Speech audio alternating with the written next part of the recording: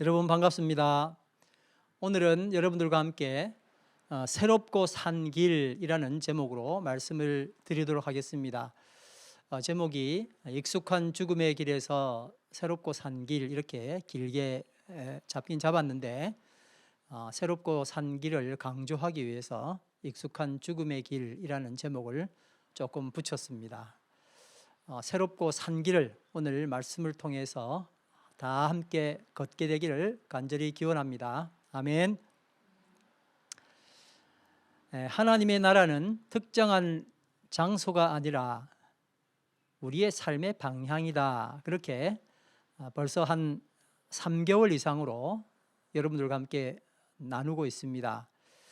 만약에 오늘 이 설교를 처음 들으시는 분이 계시다면 하늘나라가 장소가 아니라 방향이라고 아주 의아해 하실 수가 있습니다. 다 같이 한번 나눠볼까요? 천국은 죽어서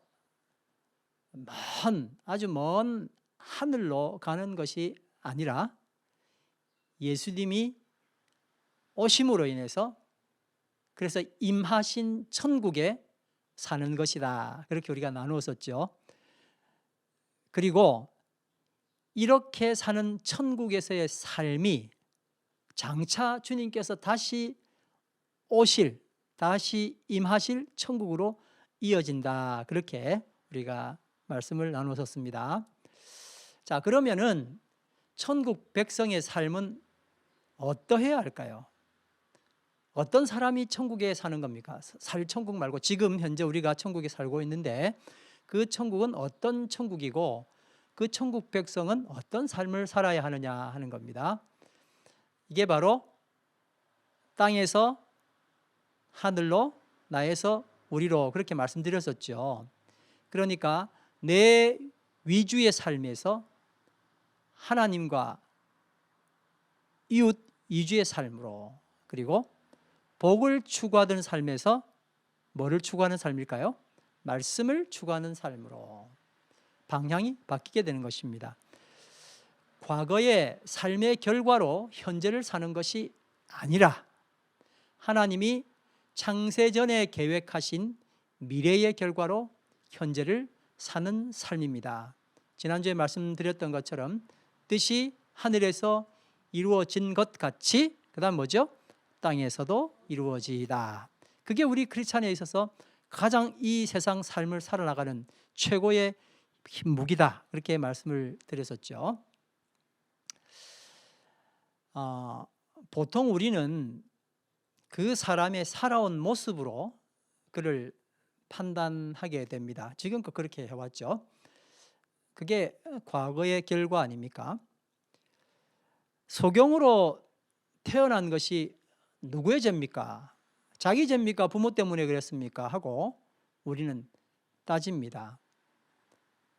장애를 가지고 태어난 것을 누구의 죄 때문이냐고 따진다는 거예요. 그리고 황인으로, 흑인으로, 백인으로 태어난 것이 어떤 체형으로 키가 크게 혹은 키가 작게 그런 태어남으로 인해서 사람의 가치도 우리는 결정합니다. 그게 우리의 과거를 지향하는 사람을 판단하는 모습이죠. 자, 그렇다면 예수님은 사람을 어떻게 보실까요? 저는 이 말씀을 이번에 준비하면서 참 큰 은혜를 받았습니다. 예수님은 우리처럼 사람을 보실까? 안 그러면 다른 시각으로 사람을 보실까? 더 구체적으로 예수님은 나를 어떻게 보실까? 하는 질문인 겁니다. 사복음서 어디를 봐도 제가 쭉 한번 찾아봤는데 예수께서 가라사대라는 말씀만 가지고 쭉 한번 찾아봤습니다. 한 번 더 봤는데 예수님은 그 사람의 과거, 즉 과거라는 삶의 환경이나 과거라는 인생사를 근거로 그를 정죄하지 않았습니다. 참 너무 감동이 되더라고요. 주님께서는 단 한 번도 나의 죄 때문에 나를 다그치신 적이 없었다 하는 겁니다. 안타까워하시죠. 그리고 그 죄가 사함받기를 원하셨지만 그것 때문에 나에게 화를 내시거나 나를 판단하지 않으시더라 하는 겁니다. 오히려 예수님은 그의 과거에 저질렀던 죄를 사하시기를 원하셨고, 그것뿐만 아니라 오히려 그가 그의 미래를 볼 수 있도록 격려하셨습니다. 아멘. 또 과거에 매여 오히려 그쪽으로 돌아가려고 하는 삶은 단호하게 책망하셨습니다. 마태복음 8장 2절 3절에 보니까 이렇게 되어 있습니다. 한 문둥병자가 나와 절하고 가로되 주여 원하시면 저를 깨끗게 할 수 있나이다 하거늘. 당장 저리 가라 하고 쫓아내신 것이 아니고 어떻게 하셨습니까? 다 같이 읽습니다. 시작. 예수께서 손을 내밀어 저에게 대시며 가라사대 내가 원하노니 깨끗함을 받으라 하신대 즉시 그의 문둥병이 깨끗하여 진지라. 저는 그냥 평소 때는 이 말씀을 우리 예수님께서 사람의 병을 낫게 하셨구나, 기적을 베푸셨구나 이렇게 생각만 했었죠. 그런데 이번에 말씀을 보면서 주님께서는 나의 과거를 문제 삼지 않으시려고 하셨구나. 그 과거의 어려운 점을 가지고 나를 판단하지 않으시려고 그러시는구나. 그리고 그걸 얼른 씻어내시고 내가 미래를 살 수 있도록 역사하시는구나 하는 아주 귀한 감동을 받게 됐습니다. 마가복음 2장 5절 말씀도 같이 한번 보겠습니다. 시작. 예수께서 저희의 믿음을 보시고 중풍병자에게 이르시되 소자야 내 죄 사함을 받았느니라. 네, 친구들이 이제 이 중풍병자를 메고 왔잖아요. 그리고 지붕을 뜯어서 중풍병자를 집 안으로 내려주었던 그 장면입니다. 근데 병을 낫게 하시기보다 먼저 내 죄사함을 받았느니라 먼저 말씀해 주신 거예요. 죄에 대해서 고민하는 사람에게 너 왜 그따위 죄를 졌어? 라고 다그친 것이 아니라 죄사함을 선포하셨다는 것, 너무 감사하고 감격적이었습니다. 누가복음 7장 48절에서 50절까지 있는 말씀인데요, 향유 옥합의 여인이죠. 한번 같이 읽어보겠습니다. 시작. 이에 여자에게 이르시되 내 죄 사함을 얻었느니라 하시니 함께 앉은 자들이 속으로 말하되 이가 누구이기에 죄도 사하는가 하더라. 예수께서 여자에게 이르시되 내 믿음이 너를 구원하였으니 평안히 가라 하시니라. 아멘. 요한복음 8장 10절 11절 말씀에도 보면 가늠하다 현장에서 붙들린 여인 이야기입니다. 같이 한번 읽겠습니다. 시작. 예수께서 일어나사 여자 외에 아무도 없는 것을 보시고 이르시되 여자여 너를 고소하던 그들이 어디 있느냐? 너를 정죄한 자가 없느냐? 대답하되 주여 없나이다. 예수께서 가라사대 나도 너를 정죄하지 아니하노니 가서 다시는 죄를 범치 말라 하시니라. 아멘. 예수님께서는 정죄하지 않으신다 하셨습니다. 왜냐하면 내가 지었던, 그녀가 지었던 죄를 주님께서 대신 갚으셨기 때문에 그렇게 하신 겁니다. 그리고 말씀하시기를 다시는 죄를 범치 말라 하신 거예요. 과거로 돌아가지 말라는 이야기죠. 옛날에는 너 범하면 이제 가만 안 놔둘 거야, 말을 그렇게 우리는, 모르겠습니다. 여러분 어떻게 보는지 저는 그렇게 이 말씀을 늘 봤었거든요. 근데 그게 아니라 과거로 회귀하는 것을 주님께서 원치 아니하신 거예요. 너의 미래를 하나님께서 너에게 허락하신 그 멋진 미래를 살아가라고 여인에게 격려해 주셨던 겁니다. 천국 백성인 우리는 예수님이 나를 대해 주신 것처럼 나의 이웃을, 공동체의 성도들을 그의 과거, 그의 생김새, 그의 출생으로 판단하는 과거의 우리의 습관을 버려야 합니다. 뿐만 아니라 그에 더해서 그를 용서하고 덮어주고 창세전에 하나님이 그분에게 주신 원래의 모습을 조금 먼저 된 우리는 볼 수 있어서 알려주고 그걸 위하여 기도하고 그리고 읽어주어야 하는 것입니다. 아멘. 하나님의 나라에 거하는 하나님의 백성, 우리에게 가장 심각한 도전이 있습니다. 그게 뭘까요, 여러분?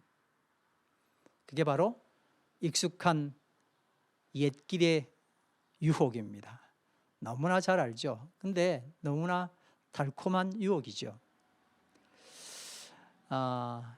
그 길 가면 안 돼, 죽을 길이야 라고 해서 이제 다시는 그 길을 가지 않겠다고 손을 다 씻고 이제 그 일에서 끝장을 냈다는 이야기죠. 죄값도 다 치르고 감옥에서 열심히 재활할 수 있는 일도 배우고 해서 이전과는 다른 삶을 살 거야 하고 이제 사회에 나와서 누가 뭐 반겨주지 않으니까 일용직에서라도 열심히 노동하고 있는 사람이 뭐 돈을 많이 받겠습니까? 겨우겨우 하루하루 사는데 나는 새 사람으로 살 거야, 그렇게 결심하면서 일용직에서 열심히 일하고 있는데 옛날에 동료인 조폭들이 그에게 와서 더 쉽게 돈 버는 방법이 있다며 왜 이렇게 사냐고, 정말 달콤하지 않습니까?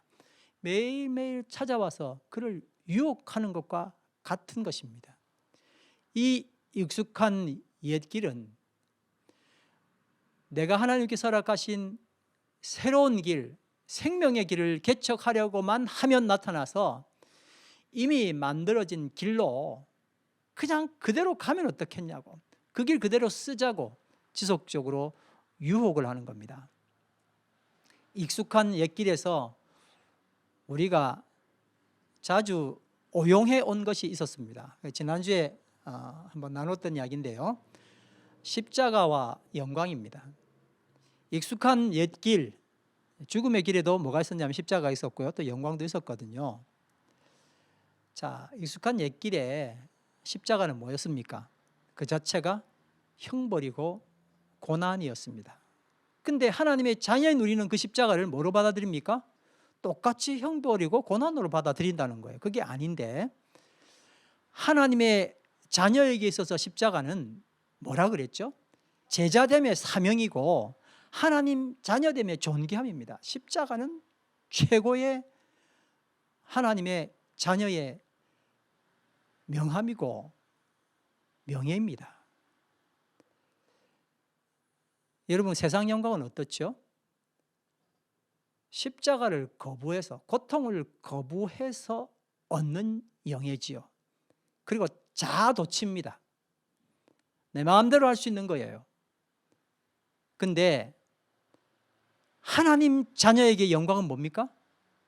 십자가예요. 자, 이처럼 오늘 우리가 나눌 주제는 회개입니다. 뭐라고요? 회개. 자, 이렇게 오해를 하고 있는 여러 옛길과 새로운 생명의 길을 갈 때에 옛날 것과 똑같이 생각할 수 있는 것 중에 하나가 회개라는 겁니다. 아주 많은 오해가 있죠. 익숙한 옛길, 죽음의 길에서 우리가 알던 회개는 계산한다는 회개였습니다. 계산적인 종교 행위, 이익을 위한 손해, 전진을 위해서 한 발 물러서는 것, 이런 걸 회개라고 생각한 거예요. 만약에 우리가 회개하는 이유가 결국 내가 다스리는 내 자리를 다시 쟁취하기 위함이라면, 내 왕국을 다시 건설할 목적으로 회개하는 것이라면 그렇습니다. 회개가 아주 정말 아름다운 이야기임에도 불구하고 마치 주님께서 세족식을 하셨잖아요. 세족을 하셨잖아요. 발을 씻는다는 것은 우리는 뭐 종, 주인 이렇게 큰 차이가 나지 않지만 그 당시에 주인과 종의 차이는 엄청난 차이더라고요. 근데 식사할 때 와서 심지어 토해내는 것, 그 다음에 먹고 난 다음에 배출하는 것까지 종들이 다 해결해 주더라고요. 발 씻는 거를 하는 게 바로 종들의 직분이잖아요. 근데 주님께서 발을 씻어 준 거예요, 종으로서. 그랬더니 이제 이게 참 겸손함의 어떤 그 표식이라고 해서 사람들은 자기를 겸손한 사람으로 신분 세탁해 보기 위해서 발을 씻어 주는 거예요. 그런 세족을 하는 그런 오용과 마찬가지입니다. 진짜 저 사람은 참 마음씨가 좋은 사람이야, 이런 걸 보여주기 위해서 놀부가 제비다리 부러뜨려 가지고 치료해 주는 것과 똑같은 그런 모습인 겁니다. 마태복음 4장 17절 말씀 다 같이 한번 보겠습니다. 시작. 그때부터 예수께서는 회개하여라, 하늘나라가 가까이 왔다 하고 선포하기 시작하셨다.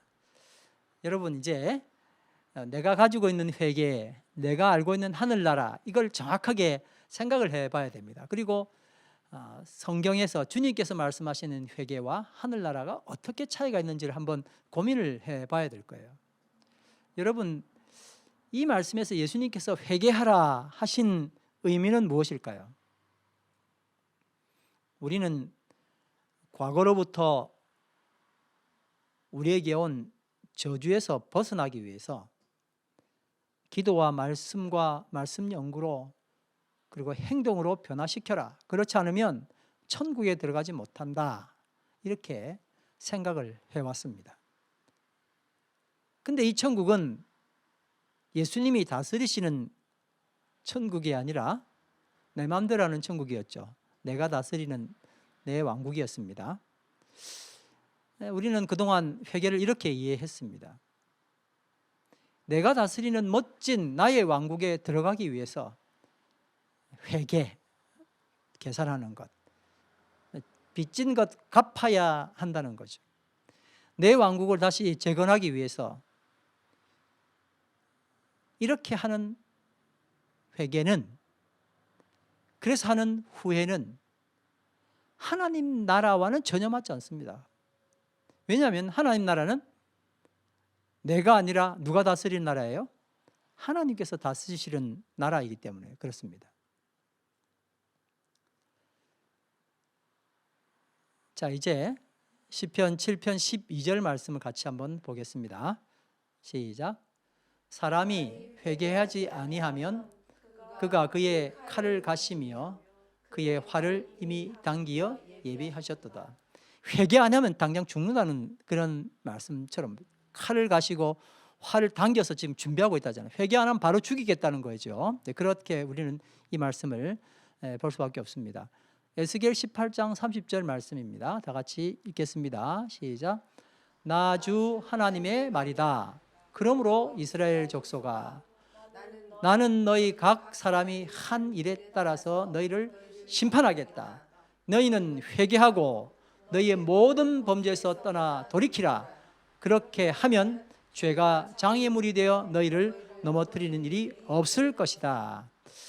이 말씀뿐만 아니고 몇 가지 말씀들이 더 있습니다. 이 말씀을 읽었던 이유는 뭐냐면, 회개를 해야 될 대상은 바로 나 자신이라는 거예요.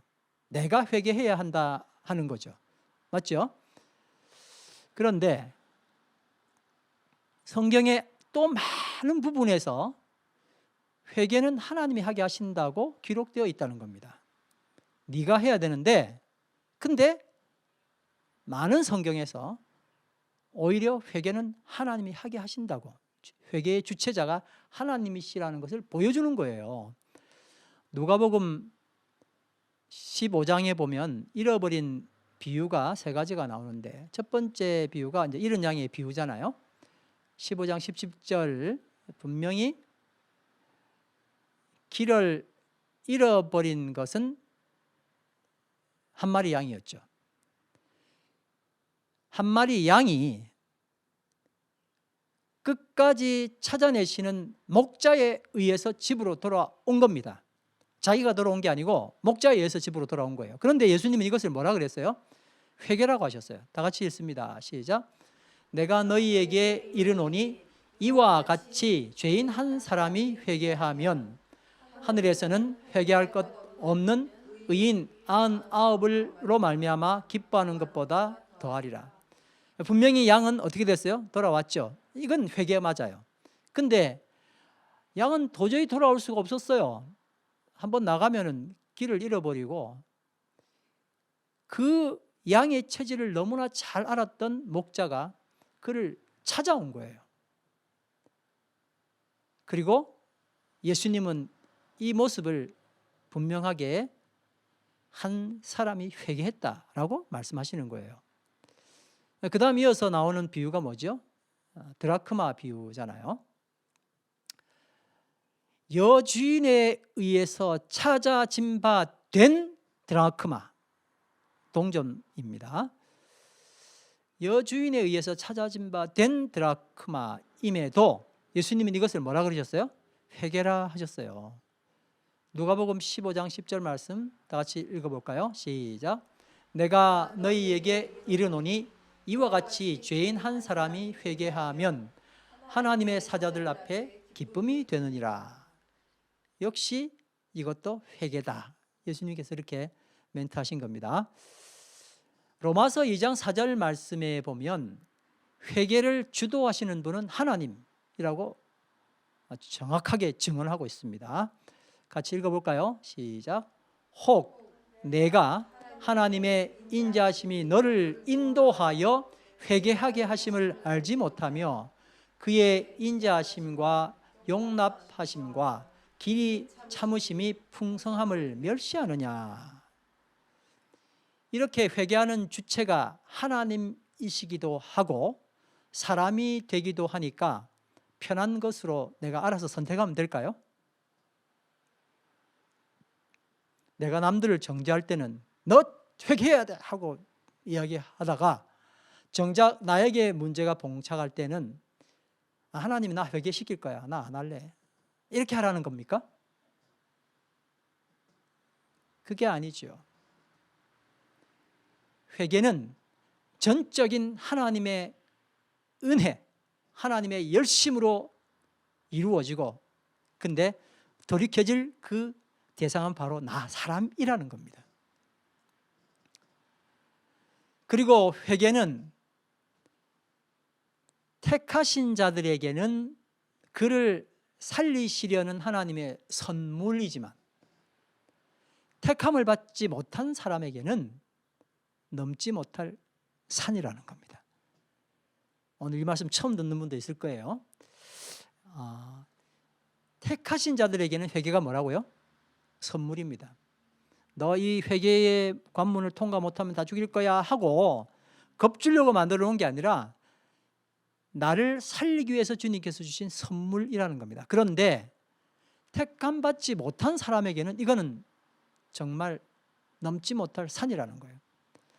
마가복음 4장 11절 12절 말씀 다 같이 보겠습니다. 시작. 이르시되 하나님 나라의 비밀을 너희에게는 주었으나 외인에게는 모든 것을 비유로 하나니 이는 그들로 보기는 보아도 알지 못하며 듣기는 들어도 깨닫지 못하게 하여 돌이켜 죄사함을 얻지 못하게 하려 함이라 하시고. 그럼 깜짝 놀랐죠. 아니 우리는 다 알아듣도록 나가서 설교하고 뭐 또 강의하고 어떨 때는 전도하고 가르치기도 하는데, 아니 그냥 이게 아니라는 거예요. 그 사람들이 깨닫지 말았으면 좋겠다는 거예요. 그래가지고 죄사함을 얻지 않았으면 좋겠다는 거예요. 돌이켜서. 이게 예수님께서 하신 말씀이라니까요. 야, 이게 도대체 어떻게 이럴 수가 있을까? 로마서 다른 말씀을 통해서 해결을 보시고, 오늘은 이 말씀에 대한 이야기는 그냥 이 정도로만 하겠습니다. 아무튼 주님께서 이 말씀을 하신 것은 이사야 환상입니다. 우리가 거룩하고 이사야 6장 말씀을 나눴을 때 이제 그때 다음 절에 나오는 9절 10절 말씀이었는데, 사실 이 말씀을 지난번 설교 때 말씀하지 못했던 이유가 이 말씀의 그 분량 자체가 또 너무나 컸기 때문에 그랬습니다. 근데 오늘 좀 말씀을 잠깐 드리게 됐네요. 높이 들린 하나님 보좌 환상 우리가 설교를 통해서 들었고, 이 말씀에 이어서 나온 이야기예요. 정말 충격적인 말씀이죠. 같이 한번 읽어보겠습니다. 이사야 6장 9절 10절 말씀 시작. 그러자 주님께서 말씀하셨다. 너는 가서 이 백성에게 너희가 듣기는 늘 들어라. 그러나 깨닫지는 못한다. 너희가 보기는 늘 보아라. 그러나 알지는 못한다 하고 일러라. 너는 이 백성의 마음을 둔하게 하여라. 그 귀가 막히고 그 눈이 감기게 하여라. 그리하여 그들이 볼 수 없고 들을 수 없고 또 마음으로 깨달을 수 없게 하여라. 그들이 보고 듣고 깨달았다가는 내게로 돌이켜서 고침을 받게 될까 걱정이다. 여러분, 회개는 하나님의 전적인 의도입니다. 택하신 자를 살려내기 위한 최고의 선물이 회개인 것을, 또 택하신 자가 아니면 회개할 수 없다는 것을 깊이 묵상하게 되면 우리는 시편 51편의 다윗처럼 10년 깊숙이 감추어져 있는 나의 이기적인 죄성과 내가 아무것도 아니라는 절망감으로 하나님 앞에 부복하여서 진짜 회개를 하게 되는 거예요.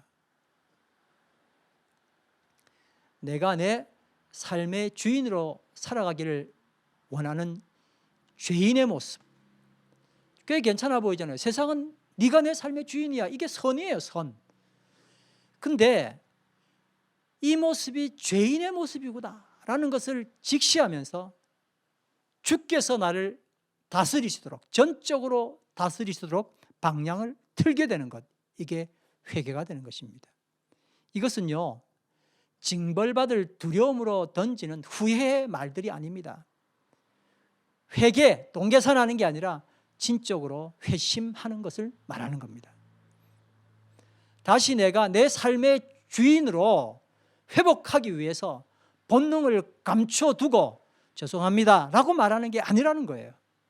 시편 51편 3절 말씀, 5절 말씀, 17절 말씀을 같이 한번 보겠습니다. 다윗의 회개의 기도, 수작 세계 최고의 회개 기도에 아주 뛰어난 글입니다. 다 같이 보겠습니다. 시작. 무릇 나는 내 죄가를 아오니 내 죄가 항상 내 앞에 있나이다. 다윗이 고백한 건 뭐예요? 죄가 내 앞에 있다는 거예요. 항상 죄가 나를 둘러싸고 있더라. 좀 하면 괜찮아지는 사람이 아니더라 하는 겁니다. 5절 말씀 시작. 내가 죄악 중에서 출생하였으며 어머니가 죄 중에서 나를 잉태하였나이다. 핑계대는 겁니다. 맞아요? 아니죠. 나는 어쩔 수 없어요가 아니라 나는 그런 사람이네. 원래 인간의 전저련적 한계가 이거네요. 엄마가 나를 죄악 중에 잉태하였습니다. 나는 죄인입니다 하고 고백하는 거예요. 17절 말씀 시작.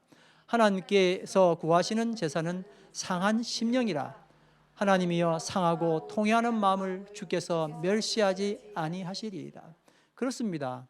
하나님께서는 나의 멋진 모습으로 주님께 나가는 것이 아니라 상한 심령, 나 이것밖에 안 돼요 라고 했을 때에 그걸 받으시더라 하는 겁니다. 이것은 징벌받을 두려움으로 던지는 후회의 말들이 아니라 진정으로 하나님께 돌이키는 회개입니다. 나를 세우기 위한 것이 아니라 주님 앞에 나아가는 것을 말하는 겁니다. 주님 등 보이고 나를 이렇게 세우는 것은 회개가 아닙니다. 회개는 후회도 아니고 계산하는 회개도 아니어야 합니다. 회개는 후회가 아닙니다. 내 삶에 손해날 일이 있다고 해서 너무 원망스럽다고 내 잘못으로 어떨 때는 이런 건 못해서 들통나서 징벌을 받아야만 한다는, 그래서 앞으로는 잘 숨고 잘 피해보자, 이런 생존 방식을 터득하는 것이 후회 아닙니까? 이런 후회가 회개는 아닙니다.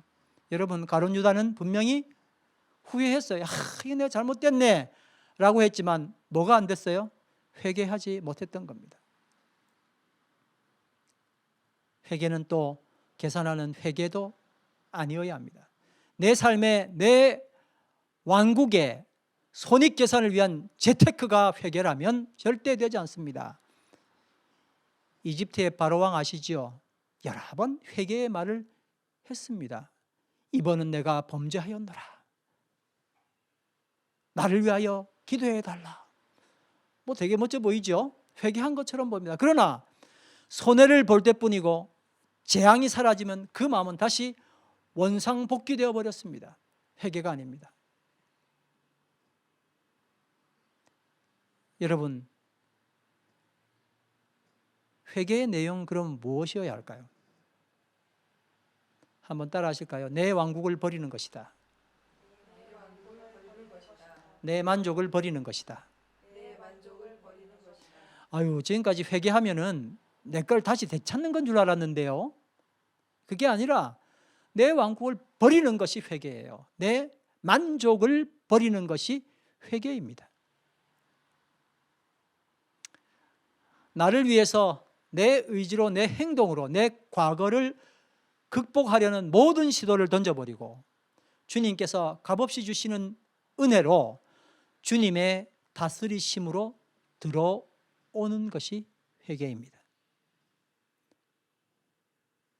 아담과 하와가 무화과 나뭇잎으로 자신의 죄를 가리려고 했던 시도, 회개처럼 보이죠? 자기 죄를 가렸으니까요. 이걸 던져버리는 거예요. 내가 내 죄를 가리는 시도를 던져버려야 돼요. 그리고 하나님께서 주시는 가죽 옷으로 갈아입는 것이 회개입니다. 마태복음 22장 서두에 왕의 혼인잔치 비유가 나옵니다. 예수께서 하늘나라를 이해시키기 위해서 해주신 비유 중에 하나이죠. 자, 말씀 아주 이야기처럼 되어 있으니까 같이 한번 천천히 읽어보겠습니다. 8절에서 13절 말씀입니다. 그리고 자기 종들에게 말하였다. 혼인잔치는 준비되어 있는데 초대받은 사람들은 이것을 받을 만한 자격이 없다. 그러니 너희는 내 거리로 나가서 아무나 만나는 대로 잔치에 청해 오너라.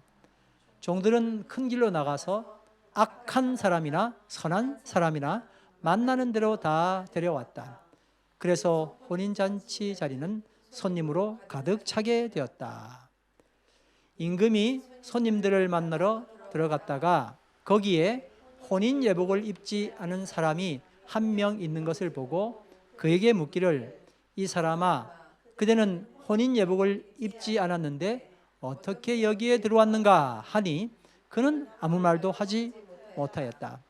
그때에 임금이 종들에게 분부하였다. 이 사람의 손발을 묶어서 바깥 어두운 데로 내던져라. 거기서 슬피 울며 일을 할 것이다.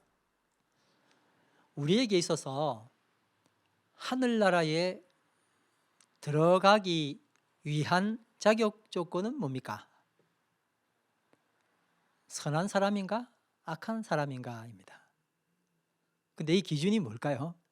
하나님이 말씀하시는 선과 악이 아니라 세상의 기준의 선과 악입니다. 참 희한해요. 크리스찬인데 선과 악을 세상 기준으로 만들어서 하늘나라에 들어간다고 생각하는 거예요. 그러니 그 천국은 하나님이 말씀하신 천국이 아니라 세상 사람이 생각하는, 내가 생각하는 천국이죠. 다시 말하면 임하신 천국이 아니라 내가 열심을 내서 들어가야 될 천국이 된 겁니다. 참 여러 가지 오해가 우리에게는 계속 있습니다. 우리는 회개하면 악한 사람에서 고맙게실이 선한 사람이 되어서 천국 가는 줄 알았습니다. 그런데 예수님의 혼인잔치 비유에서 보면 천국 시민의 자격 조건은 선한 사람, 악한 사람이 아니었습니다. 이건 정말 충격적인 이야기죠. 그렇다면 하늘나라 시민의 자격 조건은 무엇입니까? 뭐예요, 여러분? 그게 혼인 예복이었어요. 이게 말이 됩니까? 여기서 혼인 예복은 혼인 예식에 참석한 사람들이 각자의 집에서 잘 준비해 온 옷이 아니었습니다. 왕의 혼인잔치는요, 엄청났던 거거든요.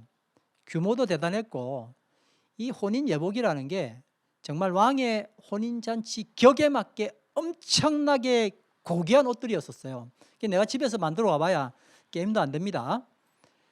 혼주인 임금님께서 직접 준비하신 엄청나게 귀한 옷을 말하는 거예요. 그런데 여러분, 이 사람이 왜 혼인 예복을 입지 않고 거기 앉아 있었던 걸까요? 자기가 집에서 입고 온 옷이 왕이 준비한 혼인 예복보다 더 의미가 있었겠죠. 자기는 그게 더 내가 입었던 옷이, 잘 준비된 옷이 더 좋아 보였을 겁니다. 거지 깡통이라는 우화가 있습니다. 제목이 뭐라고요? 거지 깡통. 어느 날 갑자기 부자가 된 거지가 있었습니다. 잘 먹고 잘 살고 있었습니다. 근데 그 사람은 늘 무언가를 굉장히 소중히 여기는 것을 주변 사람들이 보게 됐습니다. 참 궁금했겠죠. 마침내 어느 날 그가 자기가 그렇게 소중히 여기는 것을 보여주었는데 그게 열어보니 거지 깡통이었습니다. 거지였었을 때 밥 얻어먹었던 그때 깡통 말이죠. 과거의 가난을 잊지 말고 겸손하자, 이런 의미가 아니라 다시 거지가 되면 저 깡통이 먹여 살릴 것이라는 믿음 때문에 그 깡통을 그렇게 소중히 여겼다는 겁니다. 여러분, 왕의 혼인잔치에 초대됐던 이 사람은 자기가 입고 온 옷을 벗어버리기를 거부했어요.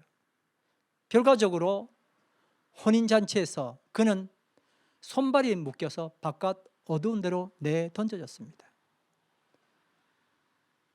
여러분 잘 들어보십시오. 왕은 혼인잔치에서 그의 과거의 어떠함을 문제 삼지 않았습니다.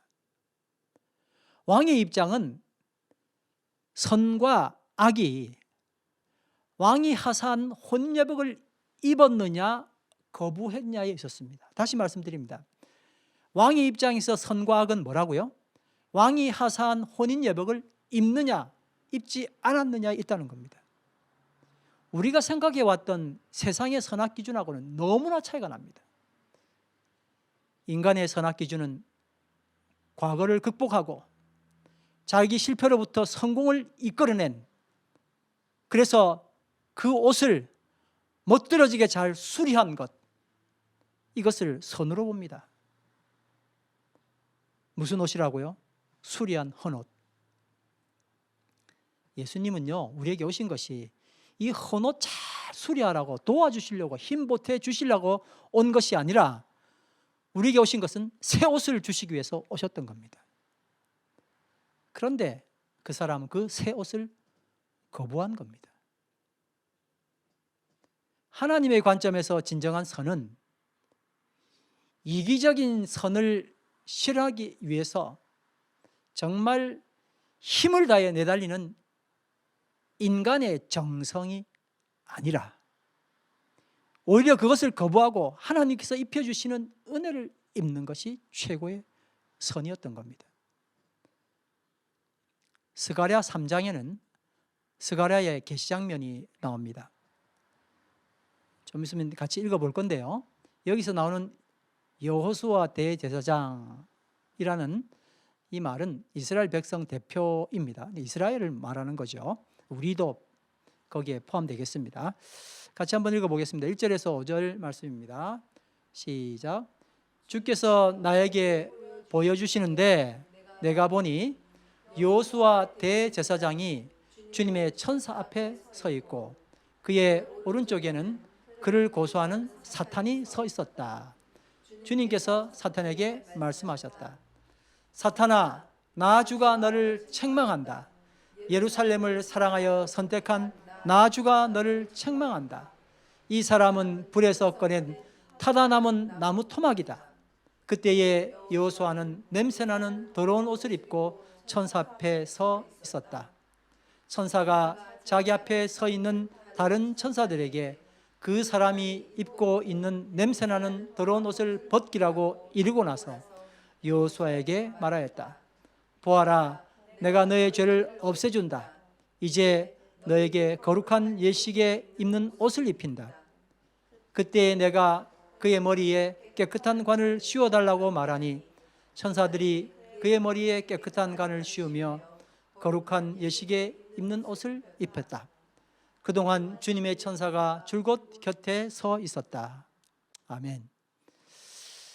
여러분, 냄새나고 더러운 옷을 입는 것에 대해서 누가 고소했습니까? 사탄이 고소했어요. 저런 거 입으면 안 되잖아요. 저게 바른 인간입니까? 그렇게 이야기를 하는 거예요. 그리고 우리도 역시 매일 이 사탄의 고소로 인해서 두려워하고 여기서 벗어나기 위해서 발버둥 칩니다. 어떻게 발버둥 치는데 벗어날 방법이 있습니까? 왜 그럴까요?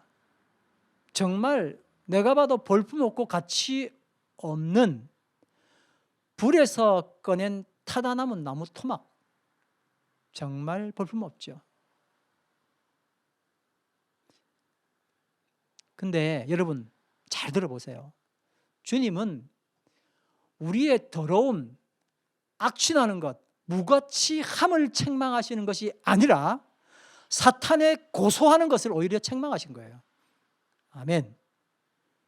우리는 내 모습이 이러함에도 그건 생각하지 못하고 사탄이 고소하는 것처럼 나의 이웃을 불에서 타다 남은 나무 토막이라고 불만하고 놀려대고 싫어하지 않습니까?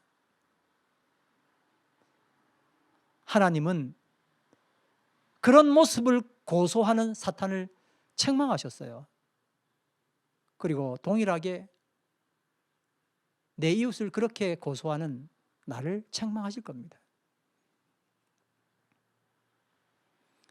주님께서는 어떻게 하셨습니까? 우리의 그 더럽고 냄새나는 옷을 벗겨버린 겁니다. 아멘. 주님의 열심과 무한하신 은혜로 우리 옷을 벗겨주신 거예요. 벗으면 창피하죠 뭐. 근데 벗고 난 다음에 입을 옷이 없으면 어떡할 거예요? 여러분, 주님의 열심과 무한하신 은혜로 우리를 벗겨주시고 은혜의 옷으로 입혀주셨던 것처럼 이것이 바로 우리가 받아야 될 은혜이고 또 우리가 공동체에 해야 할, 나누어야 할 마땅한 일인 것입니다. 이사야 64장 6절 말씀 다 같이 읽겠습니다. 시작. 우리는 모두 부정한 자와 같고 우리의 모든 의는 더러운 옷과 같습니다. 우리는 모두 나뭇잎처럼 시들었으니 우리의 죄악이 바람처럼 우리를 휘몰아 갑니다. 주님께서는 우리가 입고 있던 더러운, 내 나름은 깨끗한 거예요. 더러운 의의 옷을 벗기시고 거룩한 예식에 입는 옷, 이걸 뭐라 그러죠? 예복이라 그러죠? 예복을 입히신 거예요. 그래서 이 말씀은 누가복음 22장의 혼인잔치 비유에서 왜 입고 있던 옷을 벗어야 하는지, 그리고 왜 왕이 하사한 예복을 입어야 하는지를 잘 설명해 주고 있습니다. 그러니까 우리는 더 이상 우리의 더러움 때문에 사탄의 고소를 두려워할 필요가 없습니다. 그 이유는 이미 나의 과거의 모든 빚을 고해되신 예수께서 대신 지불하셨기 때문입니다. 우리의 어버이이신 하나님, 70번씩 7번이라도 용서를 해주시는 하나님, 그분이 그렇게 하셨습니다. 부모라면 다 해보셨겠지만 아이를 키우면서 아이가 하루에 똥을 몇 번씩 쌉니까? 밥도 얼마나 자기 마음대로 먹고 다 흘립니까? 10번, 100번이라도 씻기고 갈아입히고 늘 뭐라 그럽니까? 이뻐 죽겠다 그러죠. 이게 어버이신 하나님께서 우리를 보시는 방법이에요.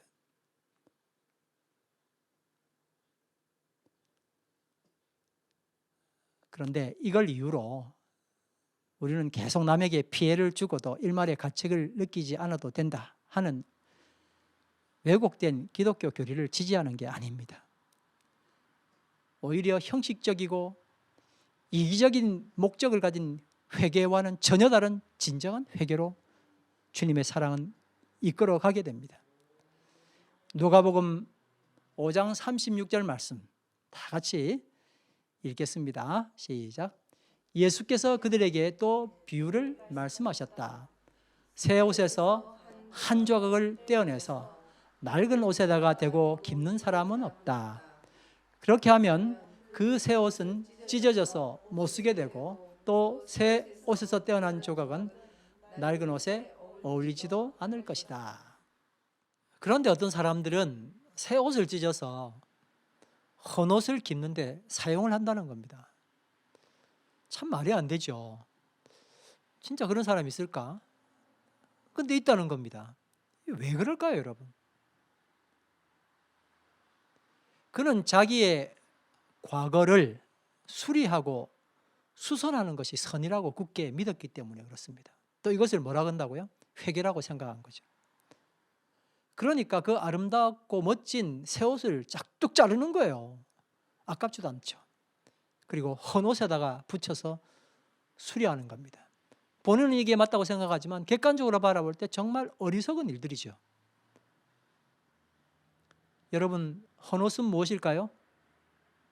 내 의, 나의 옳음, 나의 만족, 아까 이야기했던 거짓 깡통인 겁니다.